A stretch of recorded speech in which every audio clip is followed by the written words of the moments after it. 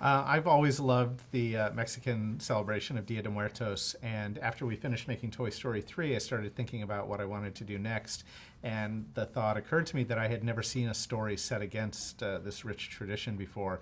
So I started doing a lot of research into the celebration, and the more I learned how central family is to Dia de Muertos, and how it's all about this obligation to remember our loved ones, and about the power of remembering them and passing their stories along to the next generation.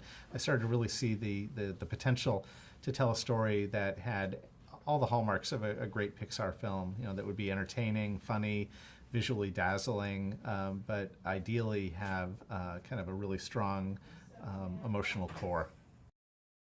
Music, plays a bigger role than I think in any other Pixar film we've made, because Miguel wants to be a musician. He's got this passion, this desire. He only happens to live in the one Mexican family who doesn't allow it. We wanted to embrace the scope and the beauty of Mexican music, the tapestry of all the different styles, and also to lean into this idea that music has the power to connect you to the people that you love. We did that with the beautiful score by Michael Giacchino, original songs, and also traditional Mexican tunes that really give life to this world. Well, Miguel is this really awesome 12-year-old boy who lives with his family in a town in rural Mexico called Santa Cecilia. His family makes shoes, and Miguel is in this kind of odd position in the family because his day job, besides going to school, is to shine shoes around town. But he harbors kind of a secret desire, and that's to play music and to be a musician. Unfortunately, he lives in the one family in all of Mexico that does not approve of music, for reasons that we learn in the course of the story. And Miguel, on the eve of Dia de Muertos, the Day of the Dead, has because of a series of kind of strange circumstances, he finds himself transported to the land of the dead, where he has an opportunity to meet his long dead ancestors and kind of solve this family mystery in his life that will hopefully allow him to pursue his dreams. And he ends up going on a quest to find the one person in the land of the dead who he thinks can help him, which is Ernesto de la Cruz, the most famous musician to ever come out of Mexico. Miguel's family doesn't like music because of a generations-old grudge. The matriarch of the Rivera family, Mama Imelda, used to be married to a musician, and they were happy, and they had a family, but he one day left with his guitar and never returned, and that heartbreak turned into a ban on music so that no one could ever hurt the family in the same way again. Instead, she picked herself up by her bootstraps. She learned to make shoes, and that became the family business that they could all rally behind and hold the family together. Well, Dia de Muertos, part of the celebration is about leaving offerings for your ancestors, for your loved ones. You often leave things that they loved in life.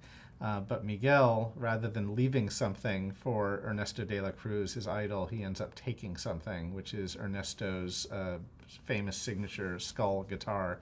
And that sets off a series of events that ultimately leads Miguel to meeting his long-dead ancestors, and then ultimately going on this incredible journey into the land of the dead.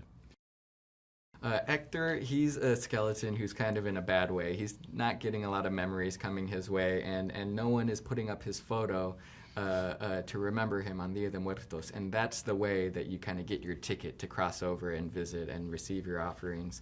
So Hector sees Miguel and thinks, this is a kid who's going back to the land of the living. If he puts my photo up on an ofrenda, I can cross that bridge. I can take care of some business that I've been meaning to take care of for a long time. Well, the Coco's themes of family are rooted completely in the same themes of family that are part of Dia de Muertos.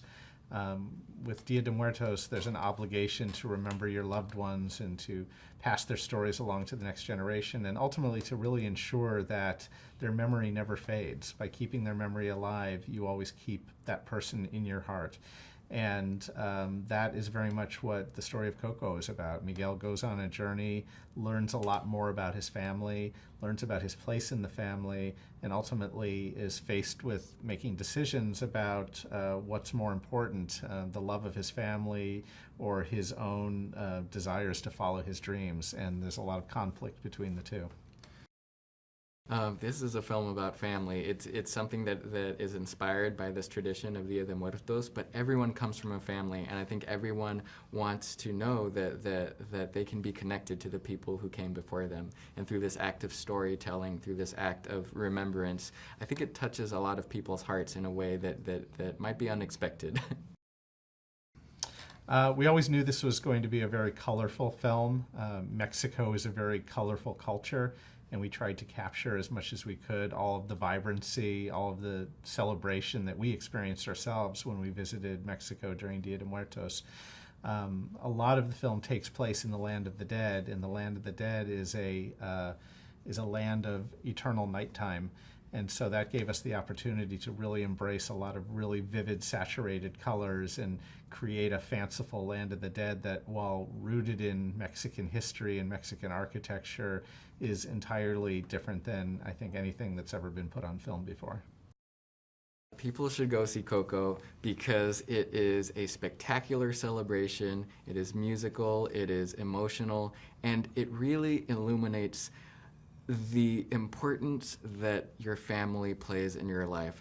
I've talked to any number of people who see this film and say, I need to call up the oldest person in my family. I need to know these stories and I need to share them. And you know, I think that can be a life-changing experience. And Coco is another little reminder that you know, we should all be doing that.